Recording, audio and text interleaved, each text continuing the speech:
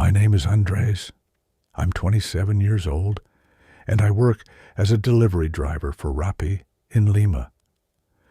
What I'm about to tell you happened a few months ago, a regular night. And ever since then, every time the app sends me a delivery far away, I think twice before accepting it.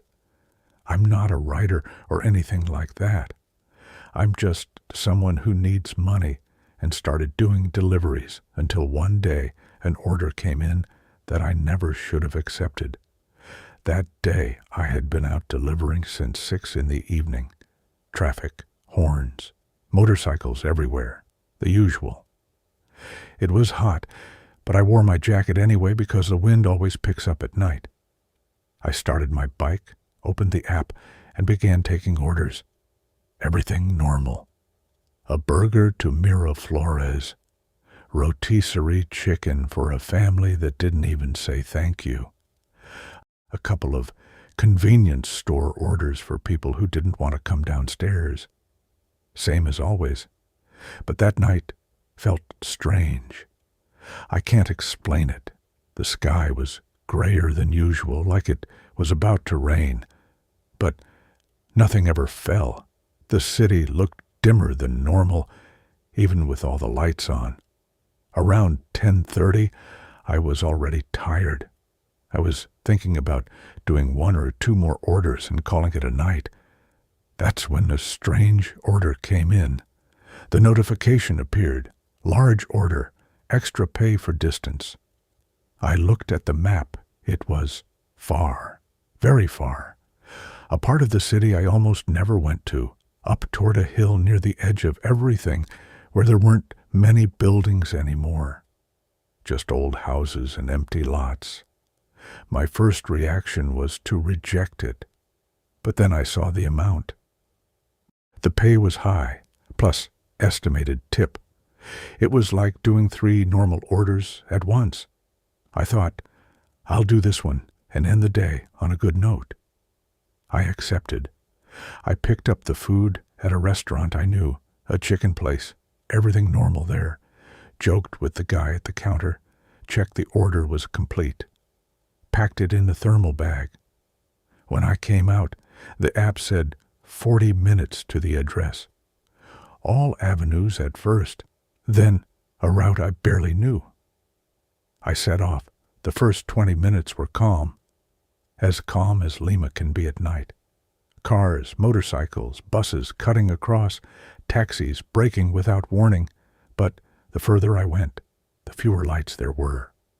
I moved from avenues lined with shops to streets with only a few corner stores, then houses, then almost nothing. The app started acting strange. The map would freeze and then jump forward all at once.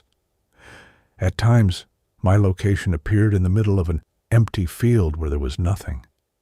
I figured it was the signal. Move star doing its thing. I kept following the directions as best I could. Turn here, go straight up this street. Left, right. The houses started looking older, crumbling walls, rusted iron gates, skinny dogs barking behind them. Barely anyone on the street. You know how some neighborhoods feel like the night arrives faster there? This was one of those. After climbing a few blocks on a steep street, the app vibrated. You have arrived at your destination. I looked around.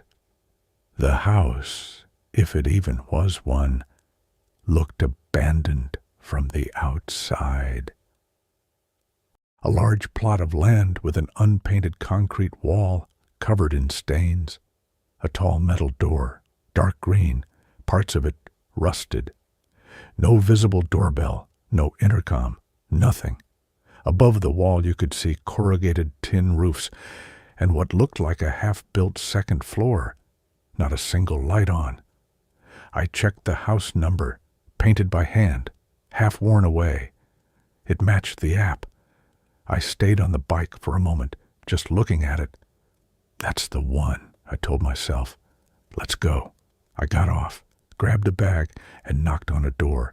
Knock, knock, knock. Nothing. I knocked again, harder. Knock, knock, knock. Silence. I took out my phone to call a customer. The app froze. White screen for a few seconds, then came back. But the call button didn't work. I pressed it, and nothing happened. "That's weird," I muttered. At that moment, from the other side of the door, I heard something.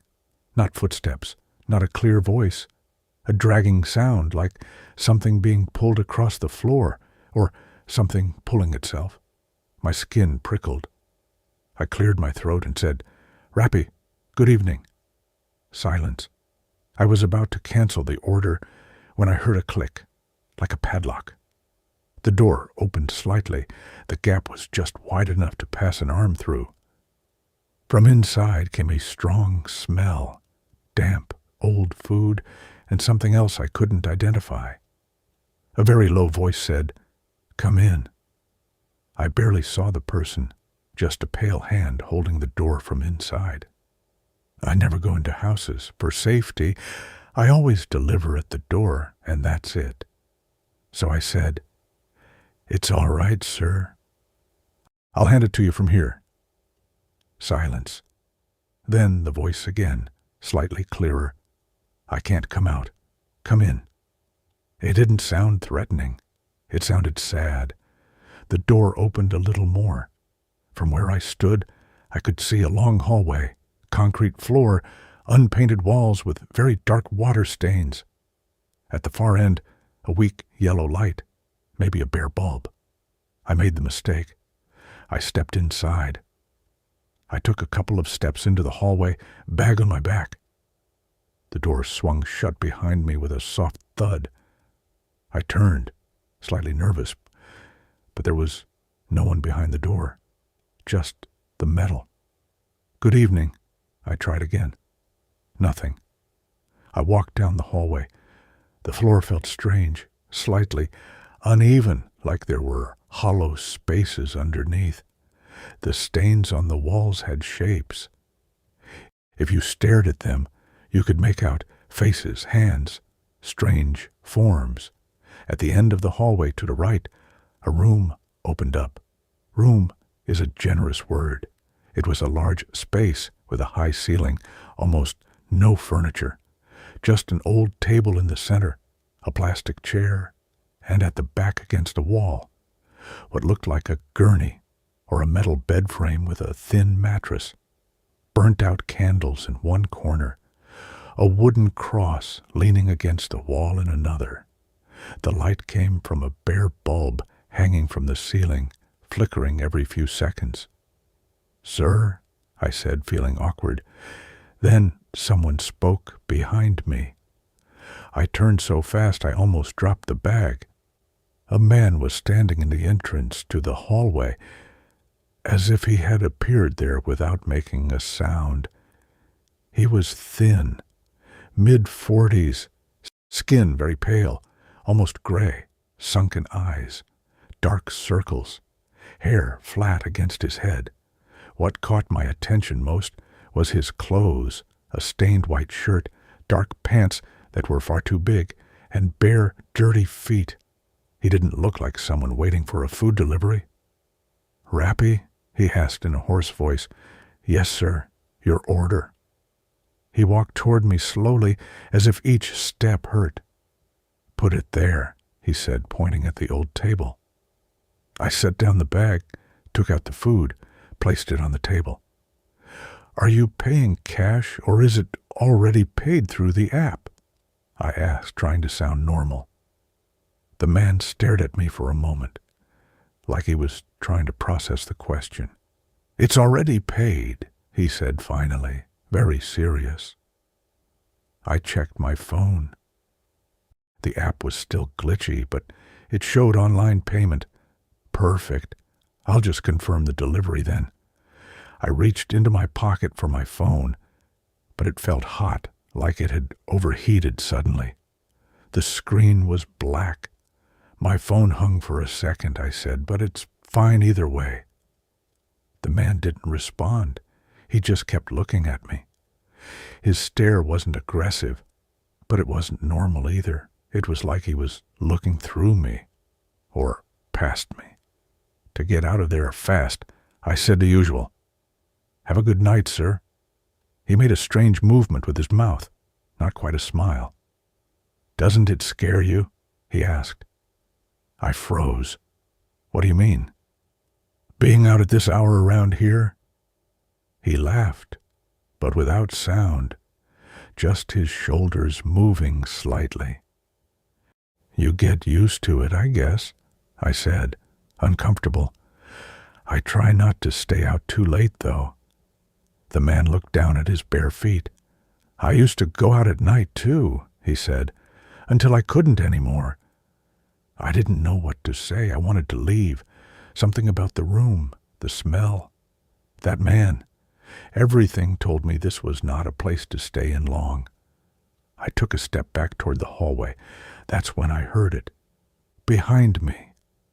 A whisper. Not from the man. From the metal bed at the back of the room. "Don't go." I turned around slowly. The metal bed I had only glanced at before was clearer to me now. The mattress was thin, and on top of it, a figure lying down. I swear I hadn't noticed it when I came in. It was a person, or what was left of one. An extremely thin body, covered with a sheet up to the chest. The skin visible on the neck and face was even paler than the standing man's, almost yellow. The eyes were open, wide, unblinking, staring directly at me. It didn't look alive, but when I took a step back, the lips moved, barely. "Stay a while," it said. A voice so low it was almost just air. "Your order, sir," I managed to say. "I have to keep working." The man tilted his head slightly, as if listening to something else. "Someone else? They always leave," he murmured. He clenched his fist slightly, and for just a second I saw something like anger in his eyes. Then he breathed slowly and said, "Fine, go." The figure on the bed made a sound. I couldn't tell if it was a sigh or a moan. I turned and walked fast toward the hallway. The hallway felt longer than when I came in. The wall stains seemed to have grown. As I moved, I heard a footstep behind me. Not fast, not many, just one. I didn't look back. I picked up my pace. Then I felt something on my calf, a cold hand grabbing me from behind at the ankle. I froze. I looked down. Nothing there, just the feeling of fingers pressing. I lurched forward, almost running, until I reached the metal door. I stretched out my hand to open it. Locked. I pulled hard. Nothing. Behind me, the hallway felt darker. A murmur rose, like several voices speaking at the same time, very quietly, right at my ears. I couldn't understand what they were saying, but one word repeated itself over and over. "Stay. Stay. Stay." I pounded on the door. "Sir, open up." At that moment, the door gave way on its own, as if someone had pushed it from outside. I stumbled out into the street. The cold night air hit my face. The street was empty. Not a car, not a person, nothing. I looked back. The door was half open, but there was no light inside anymore. Just darkness. I pushed it shut with the tip of my boot. No padlock sound, just a dull thud. I got back to my bike with shaking hands. It took me a moment to start it. When it finally turned over, I checked my phone. Still black. I held the power button for a few seconds, and it came back on. The strange thing was, the app already marked the order as delivered several minutes ago. Notification and everything. "Thank you for your delivery. The customer has left a tip." I opened the details. No tip. 0. The customer's name had disappeared. It just said user. I closed the app. I didn't want to take any more orders that night. I just wanted to get out of that area as fast as possible. As I rode down through the empty streets, I had the feeling something was on the bike with me, sitting behind me, pressed against my back. I didn't look in the rearview mirror until I reached a main avenue with lights and people. That night, I got home, showered, and dropped into bed. I thought I wouldn't be able to sleep, but the exhaustion won. I dreamed of hallways, walls covered in hands, metal beds lined up one beside the other, bodies lying on their backs staring at the ceiling. I woke up sweating. In the days that followed, I tried to convince myself it was just a strange client in an old house, that your mind plays tricks when you're tired, that the neighborhood was rough and nothing more. But then things started happening in the app. One night, going through the day's orders, I noticed something. In the history between normal deliveries, an order appeared with the same address as that house. It said, "Canceled by the customer." That day, I hadn't gone anywhere near there. It happened again, then again. Several days in a row, the system was showing orders that appeared and canceled themselves from that same address. I mentioned it to a friend who also delivers. He laughed. "That area is rough, man. There are stories about everything over there. Just don't accept.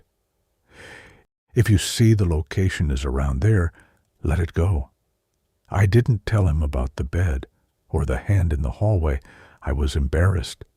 But from that day on, every time the app shows me an order far out in a strange area at night, I check the map twice. If it's sending me anywhere near that street, I decline without thinking. One last detail. A while back, I was cleaning out my delivery bag.